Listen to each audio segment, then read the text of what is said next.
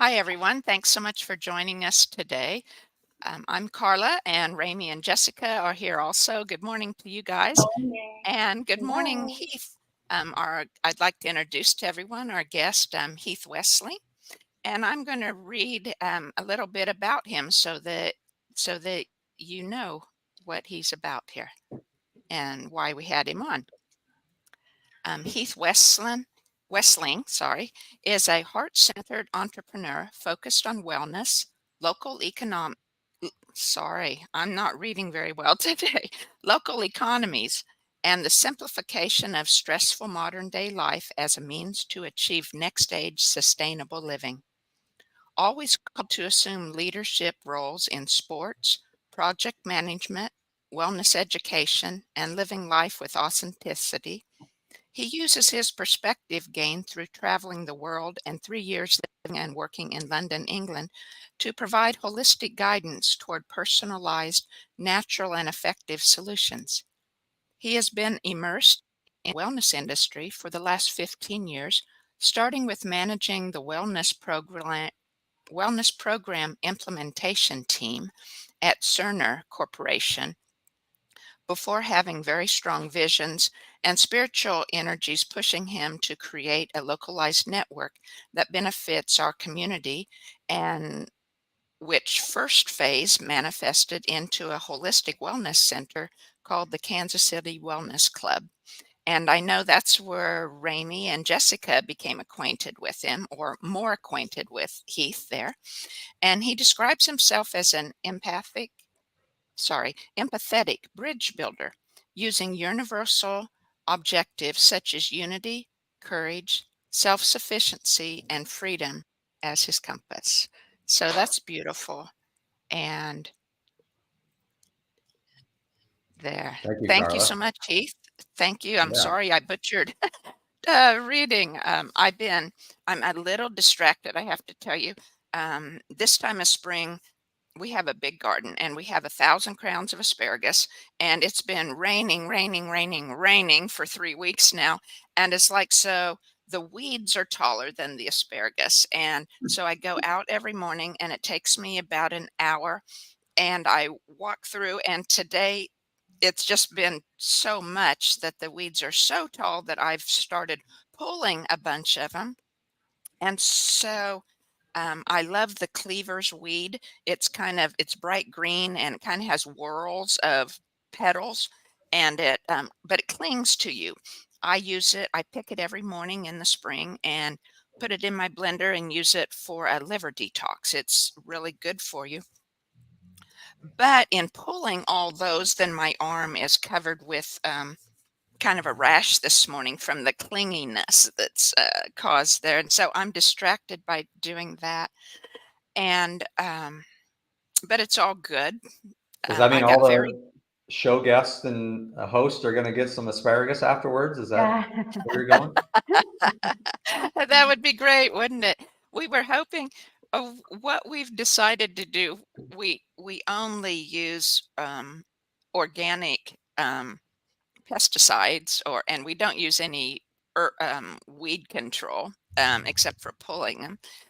But and we only use the organic pesticides if it's really getting out of control. And so many of the bugs and stuff, there is no control for them, especially the Japanese beetles when they hit in the end of June, usually through mid-August, and they are just I don't like to use the word nasty, but I have found nothing good about the Japanese beetles, and they clean everything. They wipe off all our fruit and eat every plant that we've found. And so we've decided, after battling them for several years, that we're we're just going to plant,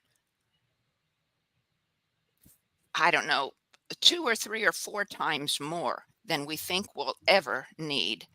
And hopefully by doing that, we'll get enough in the freezer to provide for us through the winter. But yeah, I've been giving asparagus to neighbors and family. So yeah, that would be great if I was close enough. That'd be really Oh, good. we can arrange a road trip.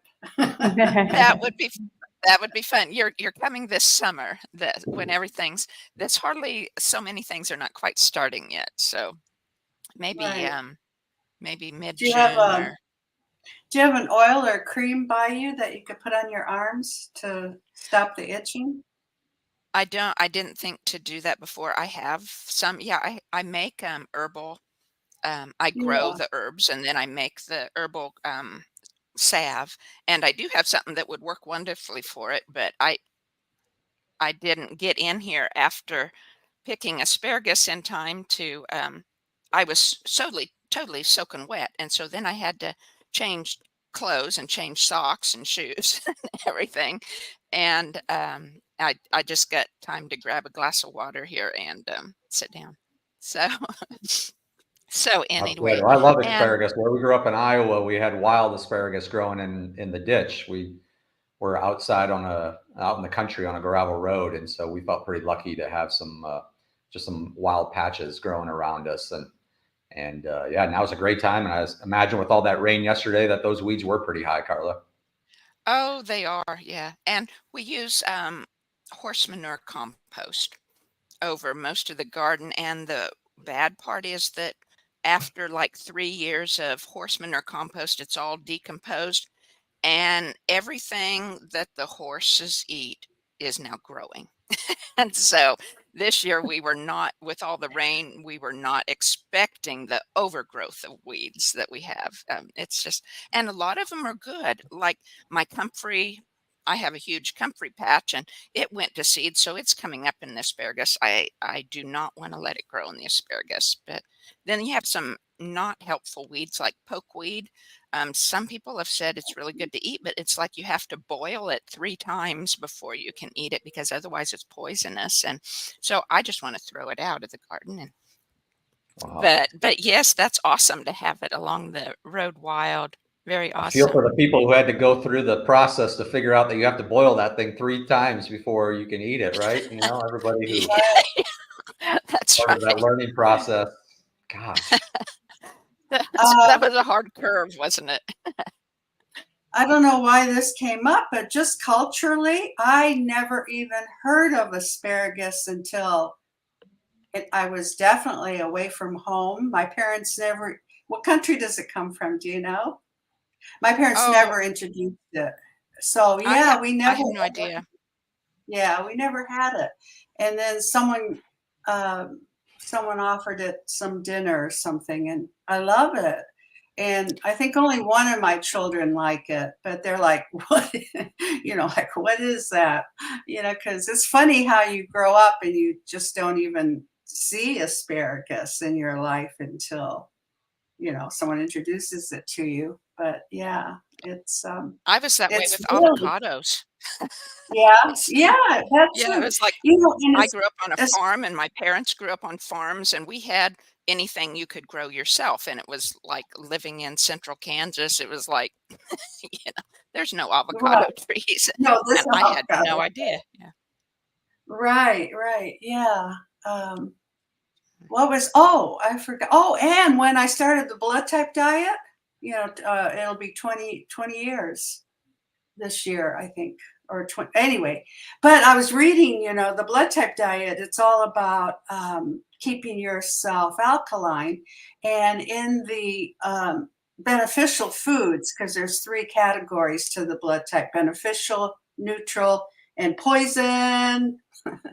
And so the beneficial, it was asparagus. And I was like, wow, cool. And so I eat it whenever I can. And I just made a soup with it, and lemon and rice and carrots. Wow. Oh, I that'd be know good. it is. Yeah. And so I'll have to try that.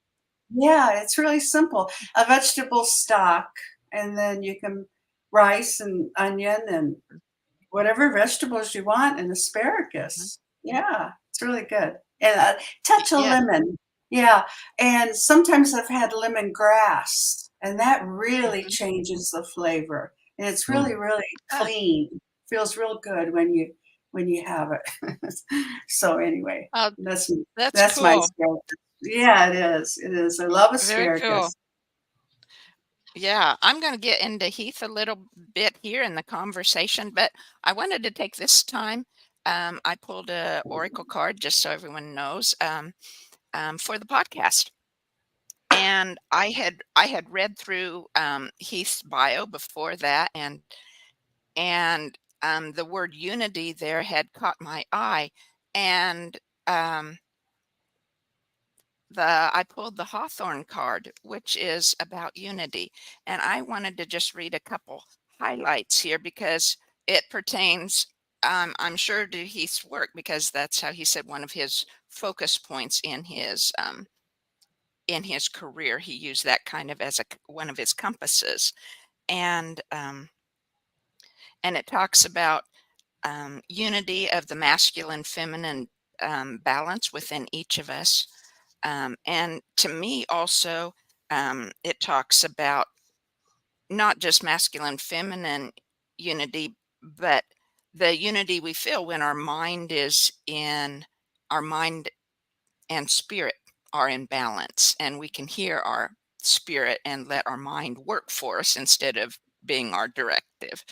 And this also talks about um, that unity can be between two human beings or between you as an earth protector and the planet or Gaia itself.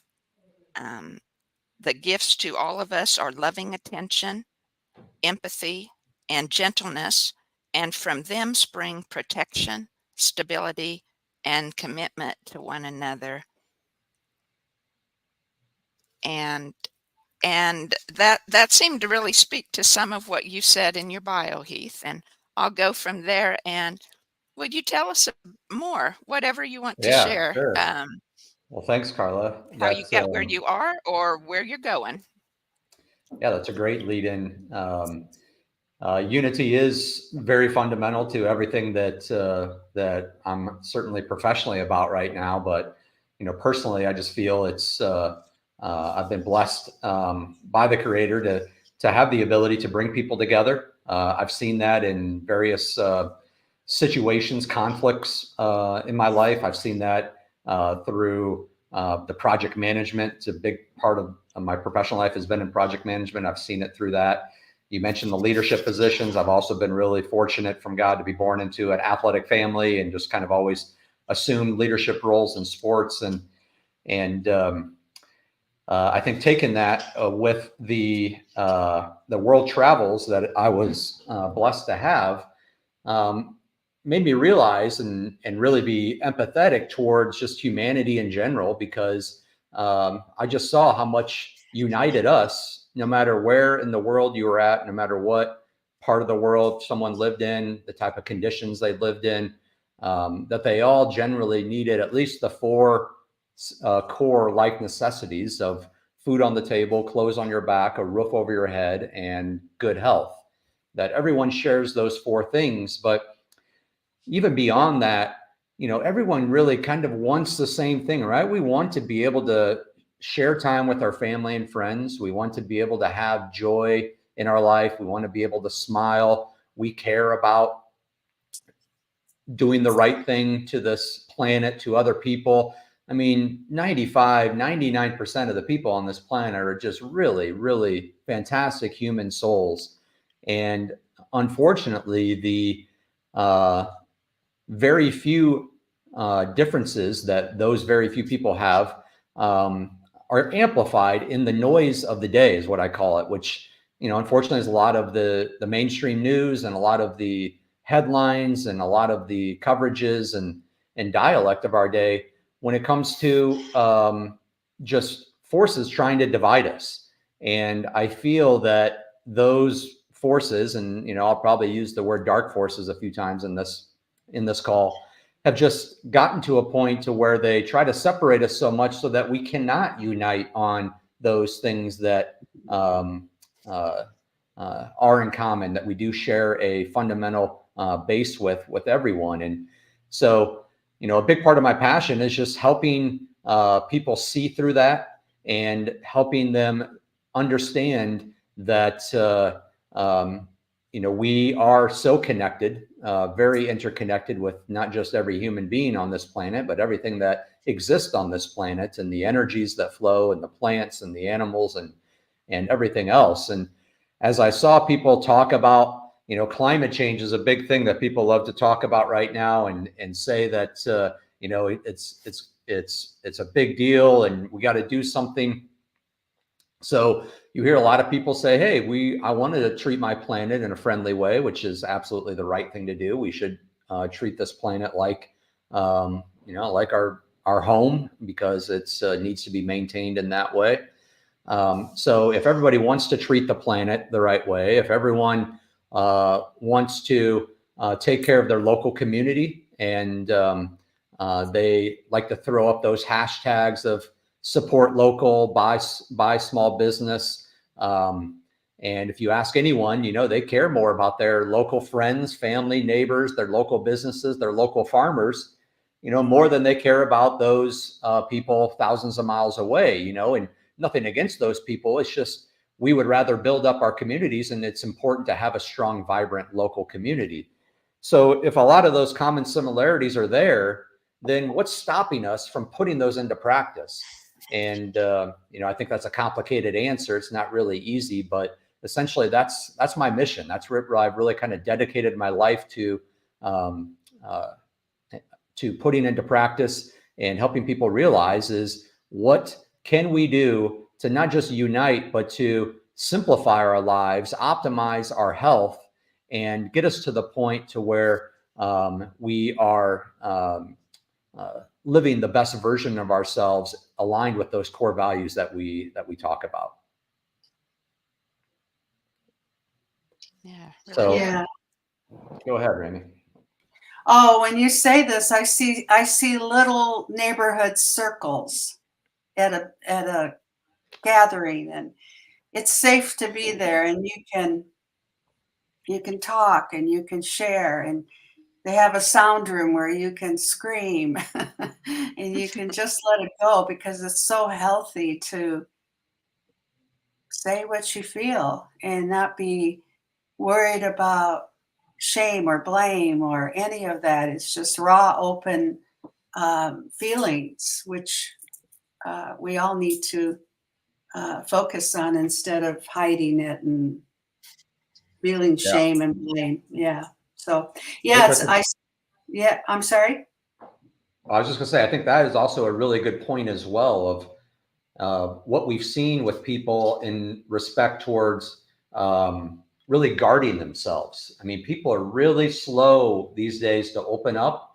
They're really slow to trust others. I think we have lived through, especially these last 20 years, just really difficult times in trying to trust authority and trust information that gets sent to us. So people are really skeptical right now, and human nature just hates to be exposed for, a fallacy that we may have, or a belief that is not accurate or true. So I think it is really hard for people to open up. So that does present an extra challenge to this effort. Right. So we can start. Yeah, we can start in our communities to allow. Well, and I think it's when it's people that you don't know as well, or people that probably don't have a lot of the same knowledge that you have about, perhaps what's going on, right, or what news we get, whether it's true or not, then you can go back to those basics you talked about and just concentrate on those, instead of of the food and shelter and, being there for each other, and focus on that. I know I have to do that with some friends or family that I know are just totally on a different side of viewpoints on many things than I am. And it's like, well, you just avoid those topics when until you get to a place where you can't, and then you say what you need to say, and then go on to the neutral topics again, right? That's how I do it anyway. That's tough, right, Carla? I mean, it's tough. Is there a part of you that kind of wishes you didn't have to avoid something some of those times that you are consciously avoiding a topic? Oh, absolutely, absolutely. But on the other hand, I think through the years in feeling that difference between, especially with family, it's like it's gotten easier to as I change and grow, as my mind and heart and spirit becomes more in unity within me, then it's I don't have to prove. I don't have that urge when I'm talking to them. I know they don't agree. I don't have that urge to do it to prove something to them or to bring up something that I know they're just going to disagree with. I can sit with that temporarily, until I can talk to it about people that want to because it's their path, and if I can be helpful and tell them something, then I do. But if it's not going to be um, something that I feel they'll receive at all, I'm okay with not anymore because I'm okay with me. And sometimes bringing that up or those conversations up would just lower the vibration of probably the whole room or family unit at that time. So that seems like it makes sense then. It definitely does, and I can admit that I've done the same thing. So I'm in the same boat as all of you. But I think a big part of me just wonders, how does that change, right? Like, to me, that doesn't feel right, that there's topics that are kind of off limits right now, or that we avoid. Um, I think both of us, both sides want to get to, I guess, what is the other side? I guess they probably think, I wish that other person was on my side, or I wish they would see things the way I see it. We can't ever get to that point if we avoid things, right? So it is really hard. This is a really hard moment right now for the sympathetic or gentle way of spreading information, and being very aware of who you're talking to and the topic that's being talked about. And like I said, gently providing, being there for that person, being there to support them, and helping plant some seeds inside of them. I think that's the biggest thing. Is You're right, Carla. It is their journey. That inspiration, that motivation needs to come from within. It can't come externally. We all know how that works for probably all of us when somebody tells us what we should do, right? And so it can't be presented in that way. It's got to be presented in a way that is kind of like that movie Inception, right? Like you kind of had it brought inside of you without realizing it, and then it just kind of grows, and then it feels like your own idea. It feels like you're the one who came to that conclusion, and then that's what much stronger for implementing and maintaining true significant change. I agree. And what I found that was helpful instead, of course, I'm probably like most of you did, maybe when you're coming into knowing how much that we are told in the media or in the public face isn't true, or at least isn't all the truth, then it's like you want to tell people, you want to them, and it's like I'm sure I came across as knowing it all or pushing it on them. But now I've learned, they do seem to receive it better if I say, well, I read the other day that this, or I've heard that some people feel this way, or, and then I can still say what I think, but I'm not pushing it in a way, right? Yeah. That's a good way, Carla. Very good. Yeah. It's a great way to phrase it. Yeah. Because they will hear it from other people, like, they might hear it from another family member that they feel more in aligned with or something. And then after they hear it from that person, then I notice a little shift in them, right? And so I think seeds that I planted are they heard from someone else, and that allowed it to be watered and grow, where it wouldn't grow on its own from me. And then when I can feel that shift in them, then it's, and it might just be a word or two they say different, that I realize, oh, you can tell their viewpoint is shifting slightly from being totally against to at least having an awareness that there might be other truth, right? And so then it gives a little more option to um, say more often, oh, I heard this, or other people are saying this. And Or then form it once into in a a while, question. yes. And once in That a helps while, too. it's fun. This happened to me, and that's why I believe it, right? Or that's why I feel the way I do. Yeah, definitely, Heath. If you form it in a question and you kind of get them to think, or, you're kind of forming it as if, hey, I wonder myself, why does this, why are these dots connected here? What significance could that have? That's a very gentle way to plant a seed with someone, because you're not telling them what to do, and you're getting them to ask that same question in their mind, whether they want to think about it in that moment or not, but they'll at least think about it at some point, and that's how things grow. I'm also interested in what I call kind of the intermediary space there. So you have the true, oh, this person doesn't know that information, and therefore you're trying to advance that knowledge. And then you also have on the extreme other side, everybody's shared common beliefs, they're all in sync. But the middle ground, I think, is also a huge area, and where a lot of my focus is at right now, of people who know that certain things are not good for them, but yet they just still continue to use them and consume them. I think we're really, really far along right now in understanding that, unfortunately, most of what we see in a big, huge grocery store is not just bad from us from a non-nutrition point of view. It doesn't really have a lot of nutrient dense ingredients in there, but in fact, we're noticing that a lot of ingredients that are in there truly do harm our bodies.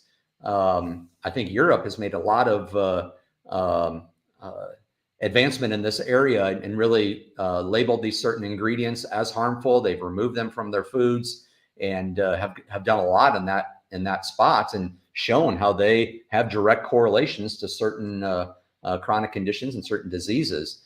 The USA, like usual, is slower to bring that about. We're obviously the main superpower in this world, and the main driver of a lot of the economic engine of this world. And I think all of us, both talking here today and probably listening, understand that money and power has ruled this world really as long as humans have been in existence. So, how do we reach those folks who understand that the life they're living, the foods they're consuming, their engagement with the clothing or fast fashion industry is really harmful, and just the things that they're doing to their life are not good for them, but because they maybe haven't had that catastrophic event yet, or that big diagnosis yet, they just kind of shrug it off and be like, oh, well, yeah, I don't know what else to do. I'm just doing the best I can. I feel like a lot of them are just really caught up in the tidal wave of modern day life, that I call it, which, you wake up and that thing hits you. And a lot of people, they feel like every day is kind of a race, a monotonous race to get through it, in a way that makes them feel like they're in control of their life, which unfortunately a lot of folks, I don't know about you all, just talk about how busy they are these last 5-7 years. Anytime you talk to them, that's just become a common theme in catching up with someone. Hey, how's it going? I haven't seen you in a while. Oh, good. Just busy right now. Life's just really busy. Well, we all remember when people didn't say that when we asked them how things were going. They would talk about their hobby. They would talk about their kids. They would talk. You would see the joy in their life, or the pain in their life, but it wouldn't be from a busyness standpoint where it felt like their life was out of control in their ability to manage their day-to-day life. So I'd love to hear your all's thoughts on that. To me, it's a lot of a presentation. It's really, there's a knowledge side to it, but there's a presentation of the next option. All right. It's not just, hey, you shouldn't do this, or you should put more thought into this. Like, here's another path you can go choose. And here it is on a silver platter to you. It's not, here's a list of places you can go. It's not, here's recipes, because that can be overwhelming for people. Again, when you're so busy right now, trying to put more work on their plate is just not, that's going to be tough to be the right answer. You got to make sure you present it in a way that, hey, this is a simplified transition to reach this other lifestyle that you want to live, where you're not so busy, where you are supporting your local economies more, where you are eating fresh, healthy food more often, and where you're feeling better. You're feeling more energized, more alert, more awake, and more content than you ever have been. I think some of it is people don't understand how much the hurrying or the busy lifestyle is tied into kicking in the fight or flight instinct within us. And with so many of us, the fight or flight never shuts off. You have to really work at it to keep it shut off, or to shut it off once it starts again. And so I know most of my life, I think I'd been in fight or flight because of trauma when I was young. And so I think it's very common like that. So I think it goes back to realizing, maybe if they were told or could realize, hey, that's part of fight or flight itself, just the busyness. If you take, and then some help on, setting aside 5 minutes to breathe, or something, some maybe small steps that could really help. I don't know if that's the way to start or not, but I think it's important at some point of the conversation.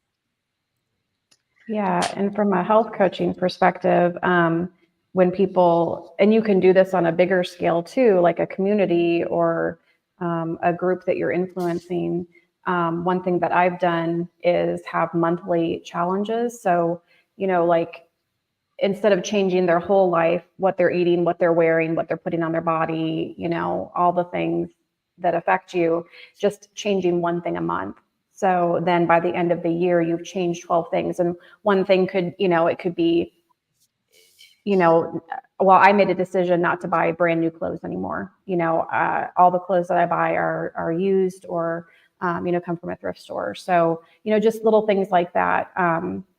And then, switching the next month could be switching all their produce to organic, and so, because I've come from, and probably Carla and Ramie too, the fight or flight, for me, single mom.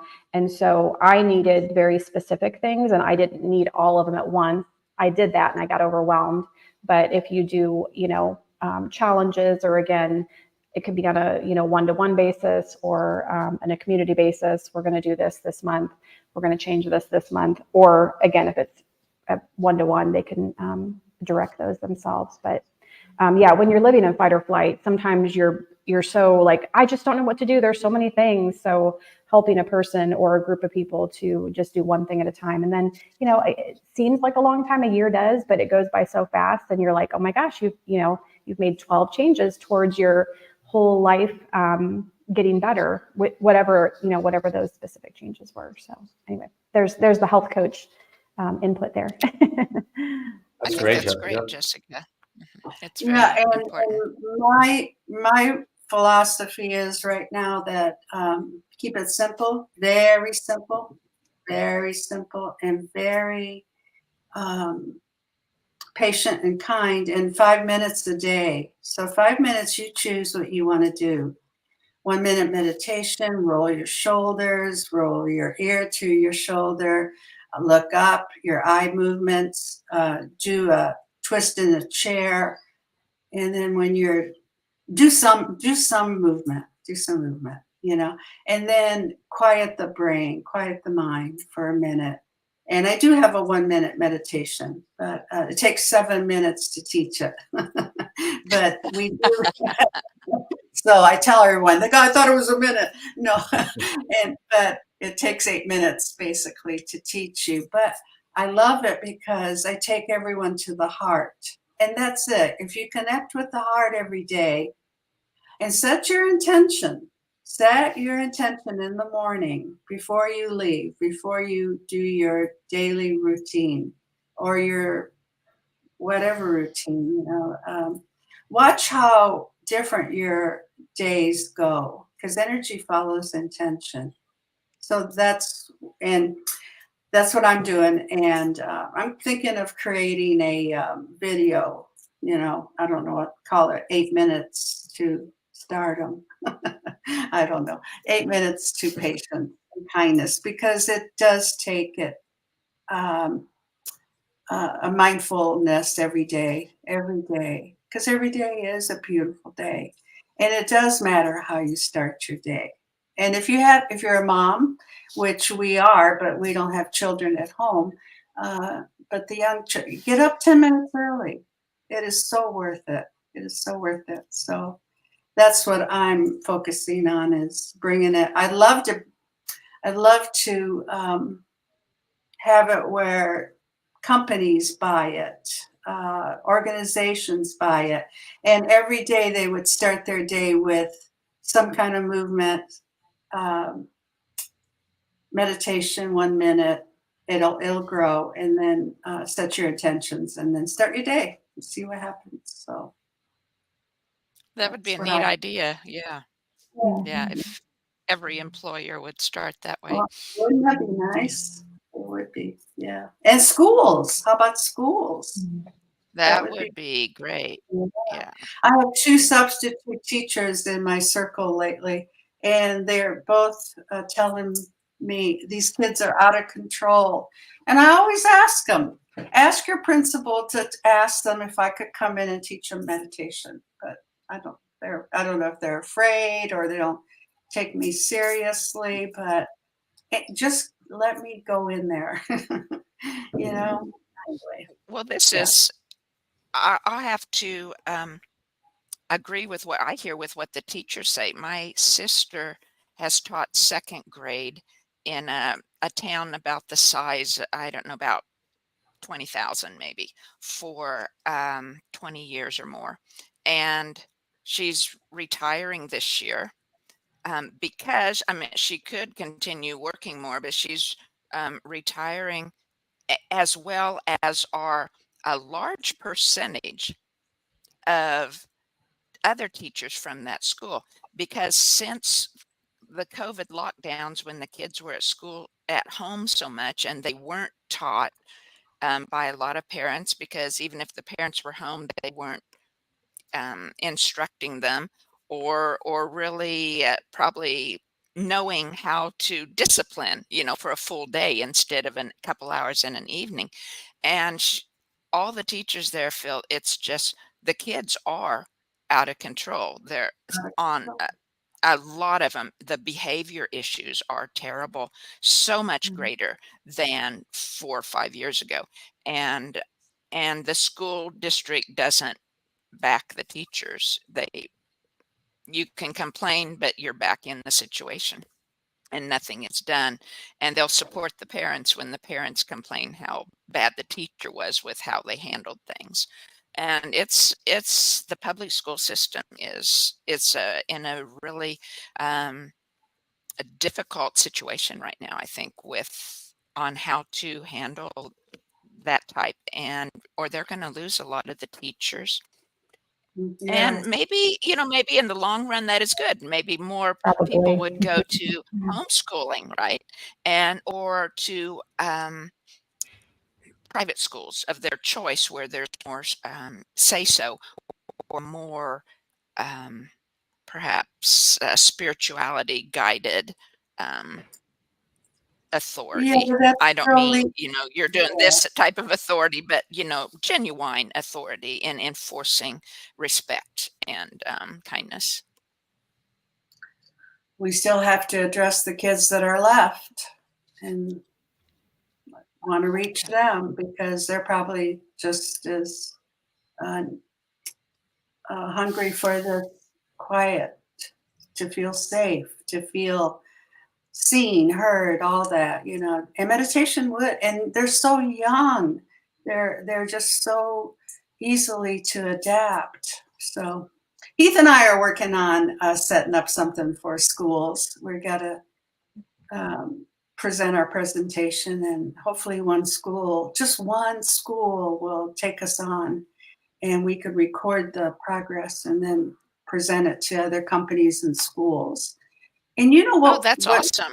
Yeah. yeah, and what brings to light is not so much me or Heath or Jessica or you, Carla, but take that organization that you're working with and teach someone what I know about meditation, about quieting them. And then every representative, every school, every organization could have that one person to start, because we can't be everywhere. I mean, we could record it, but the whole idea is to teach people just how simple it is to breathe, take some deep breaths, quiet the mind, go to the heart, set your intention, and start your day. Someone just needs to be taught that. It's not even woo-woo. It's just peaceful sense, you know? It's just, the world needs it. And I think that's how we're going to change, is little by little, minute by minute. So that just came to mind why we're here, taking that one key person on every organization and school and salon or gym or, the world. Yeah, one person at a time. So yeah, we're going to change the world. Well, that intention setting So is very important. I mean, it's definitely been proven over and over, and it can be applied in any situation. So I really don't know why any group leader of any sort of industry would not want to start their project or their day or a meeting, a big moment with that type of intention setting. It's great for leveling the playing field, getting everyone focused, helping them maybe release some energies that they brought into that meeting or into that morning into work that they shouldn't bring in. They should just leave that at the door. So it's been proven very successful, and I also wonder why more schools do not do it. But there's a lot of questions I have about schools, so that's not the only one. Yeah, for sure. Yeah, I think, gosh, if I could go back, if I could know what I know now when my boys were little, right? Then, if I could have done something different. And Well, that was my journey, right? That was their journey. And but we have the opportunity now. We can change everything now, right this That's very right. minute. Give That's me right. a school. I feel like walking in and just saying, "Hey, listen to me for a minute," Of course, they'll call the cops or something, but hopefully not. Just listen. But anyway, you know the point. Yeah, I think we're going to get something going. I hope so. That's really awesome. So, Heath, like in your bio, you had said phase 1 was the KC Wellness Club, and I believe that closed right a few weeks ago or a month or two ago. Correct. So is this plan with Ramie's? Is this leading into a phase 2? Well, Ramie definitely knows that I really care about kids, children, influencing them, getting them on the pathway of wellness from the early start. I know Ramie's heart's in the same place, and so we definitely share in that objective. The next phase for me personally, this is really kind of the first public appearance I've had since the Wellness Club closed. It's been quite a last few months dealing with the closure of that business and leaving the building. I was very entrenched into it. There was a lot of articles that were very entrenched into it as well. And ultimately, I want to, the Wellness Club was created as it was, simply put, it was meant to be a magical place that would help people realize there's other alternatives out there to that rat race of life where they feel so busy and they're going down the unhealthy pathways over and over, because that's kind of all what they've always known. So that was the big, really overall mission of the place. It kind of was brought to me from a vision, and not so much I set out to build a brick and mortar wellness center. So there were several reasons why it needed to close. And, one of the reasons is that it kind of developed mostly into a spa salon type of place, and therefore wasn't producing a lot of that transformational change from a mindset, from a lifestyle point of view, from a knowledge standpoint that really means the most to me. Another reason is that I just continue to feel pulled to go push harder on the local economies aspect of it, and helping people transition their repeatable engagement that they have with their food needs and the repeatable engagement they have with their clothing needs, and their health needs in ways that take them out of their current kind of buying cycles or their mindset of, gosh, I got to recreate the wheel every day or every week, and kind of just helps put that into their life. Hey, where are you at from a sustenance point of view? Where are you at when it comes to the meals that you eat primarily for sustenance? I'm not talking about going out to eat on a date night or something like that. Keep that part of your budget away. Go enjoy that time. That's really important in a lot of areas too of your life. I'm talking about the 80% or more time that you're just eating meals throughout your day because we have to be nourished to live healthy, vibrant lives. And what I've found as I talk to people about this is, generally speaking, people have about 10 meals that they eat for lunches or dinners on rotation, that they might mix and match it a little bit, maybe sprinkle some different ingredients in one week and try something out, which is great. That's fantastic for the creative part of the brain. But what I'm getting to is, if everyone knows that, hey, you really have about 10 types of meals that you like to consume for your sustenance needs, let's just obtain that information. Let's find out any ways that we can nutritionally enhance those meals without greatly altering the taste. And then let's just find local systems to provide those meals from local farmers, get those meals prepped and prepared by local meal prep businesses, and then get those delivered to you either at your door if you want to pay for the delivery fee, or ideally brought into these wellness centers that are existing around the cities. And they may be spas or salons, but places that provide holistic care so that people can start to see everything in one aggregated group of picture. So they can go and get a nice massage, an energy healing session, some skincare, some natural based skincare, and then walk home with 10 meals or 15 meals for the next week or two that they know they are supporting their local economies. But in the process, they just have checked off, not just one box, right? 10 to 15 meals is a lot of boxes to check off of thinking about a meal and going to grocery shop and wondering if you're buying the right ingredients. And so again, it's aligning with what I hear people have as their core values and how they want to be living their life.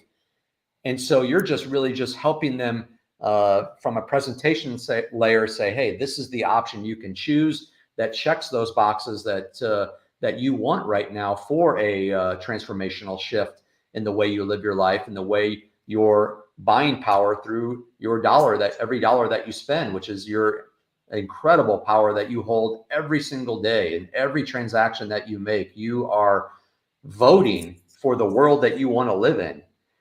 So to me, that's a big part of where I wanted this to go to. The Wellness Club served a terrific purpose. We needed to be there for the community when the community needed us the most. We needed to provide this safe space, this oasis, and we did that. And we also did it, ironically, during a time frame where there was a worldwide health crisis, and people needed answers. They needed safe spaces. They needed community. And so I look at it as a progression. We are moving into the next stage. And unfortunately, we we don't have that aggregated place right now, but there's other places out there that are similar in that way, to doing multiple things in one place. And this was never about me. This was never about one, my place being the place that everybody should go to. It was always about creating community and building up wellness here in an integrated way in Kansas City. So to me, it almost is more natural, the direction that we have taken this. I wish it wouldn't have happened the way it did happen, because it also was not financially sustainable down in the historic building. And, coming through the first 2 years of our lives being in the pandemic world, it's just really tough to get a very large operation off the ground. And we did an incredible job. Ramie and the staff down there just did an amazing job breathing life into that vision every day and providing just incredible memories for so many people and incredible changes for so many people. And that's when I knew that, hey, we're doing the right thing. When people would tell me, hey, I was in this space before, now I'm in this space, and I'm not looking back. That's what I want more of. And so to me, I needed to find a way to enable those systems, but be more on the front lines when it comes to education, when it comes to information and that simplified guidance. So, I'm kind of throwing my hat in the ring to become a coach as well, and a holistic coach, a nutrition coach, and really want to just kind of put my voice out there towards the objectives of educating people, and just pray that those skills of being able to do it in gentle ways, unifying ways, ways that talk about self-sufficiency and values that we all share, trying to find win-win scenarios for everybody. That's where I want to take this next step and use what we accomplished at the Wellness Club as a springboard onto this next part. Well, and I can see that sounds really great, and I can see how your connections from having worked at Cerner could possibly lead to more connections now, because isn't Cerner, it's a very large like computer programming company, and they design software for a lot of hospitals and doctors' offices and things, right? Yeah. And so maybe that can lead to some connections that really are wonderful for you. Yeah, thank you. No, they do an amazing job. I mean, they're really the world-class leader in healthcare information systems. They, a couple of years ago, got bought out by Oracle, so the overarching vision for the company is now underneath Oracle's direction. And as natural with every organization, as time goes on, people move on in their lives or move on to other things, and so the number of people I know there, I think, is really starting to dwindle. But you're absolutely right, Carla. As I was there, and especially working in the wellness implementation team, I always wondered and hoped that there could be more direct impact towards simplified wellness guidance for people that really engaged consumers or humans directly without having to go through a healthcare organization, a big health system in the area or a health plan. Why not just engage directly with that person and provide that guidance? And so, they made a lot of strides. I don't know where wellness is at right now in their blueprint and in their delivery model, but certainly there were a lot of connections that were made, and some with local healthcare systems here. And again, the way I do things, like I look back on my career, and pretty much everything I involve myself with professionally is cutting edge-esque, like it's not going to just do something that's always been done, and I'm just this player pushing the buttons and moving it along.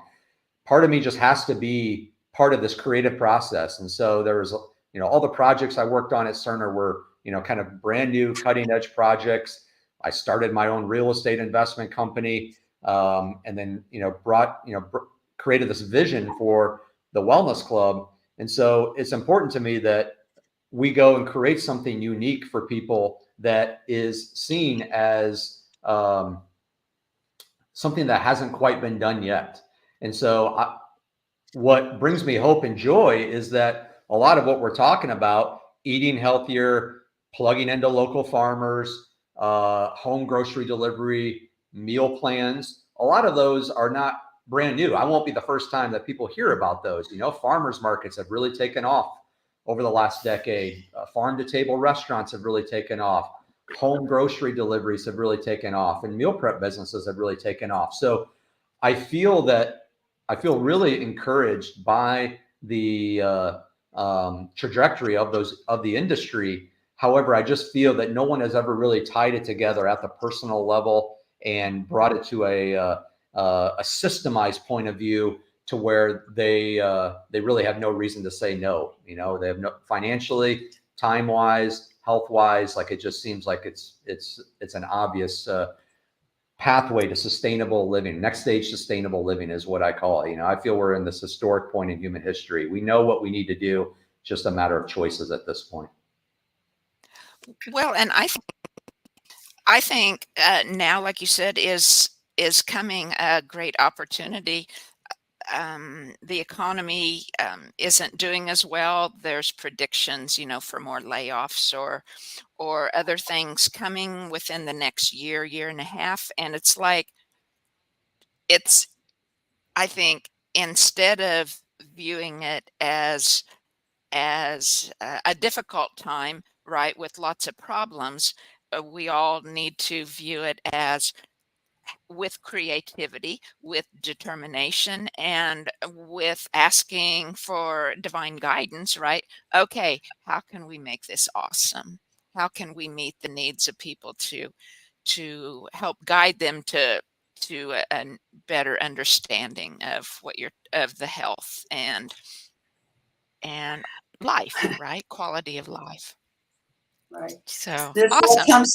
what comes to mind is KC Wellness Food and Wellness Club. Open a restaurant. Let's get these highfalutin corporations to give us money and let us open up a restaurant using all the food that's local. And Jessica could teach her classes, and Heath, you could be your wizard, and Carla, you could do biofield sessions. I mean, we need a restaurant. You know, Kansas City, you have to get them through their stomach, because we tried the other way, and people love food, and so tie it all in. So anyway, yeah, you never know. Very cool. You never know. Very cool. A coffee shop in the morning, a restaurant during the day, have some event space so classes could go on, and I could teach my 10-minute movement, my meditation, and, you know, because there's a lot of dead time in restaurants. So, you know, anyway, good thoughts. Yeah, it is. It is very good. And we're about at the end of our time here. Heath, is there anything else you'd like to leave us with or to speak about before we close? I would say take a breath, you know, stop, breathe, reflect, respond is a great way to handle certain moments, and recognize that the incredible power that each one of us holds to create this world that emerges around us. You know, I've heard it said that we're all active participants and none of us are passive witnesses. You know, I mentioned the buying power each and every time you purchase something. It's the same thing with each of your actions throughout the day, whether you hold the door open for someone, whether you smile at someone, whether you let someone in into an exit ramp. All of that truly, that intention truly does then manifest into energy. Ramie is exactly right there. And we all know that the world we would rather live in, you know, we all can talk about, gosh, I wish it was like this, or I wish it was like that. Well, we hold that power. It doesn't have to be a wish. It's just putting that into action each time, and be kind towards each other, because this is the moment where we need to recognize that we all are in this together, even though the dark forces may want to try to tell us that we're not, and that we need to be fighting each other. We are totally united, and we got this. We are going to get through this. Goodness is going to prevail. Awesome. Very good. So with that, we'll end for today. And Heath, we'd love it if you'd join us again sometime. And Yeah, thanks very much. Thank you, Carla, and Ramie and yeah, Jessica. you bet. Yes. We'll see you all next time. Take care. Bye-bye. Bye.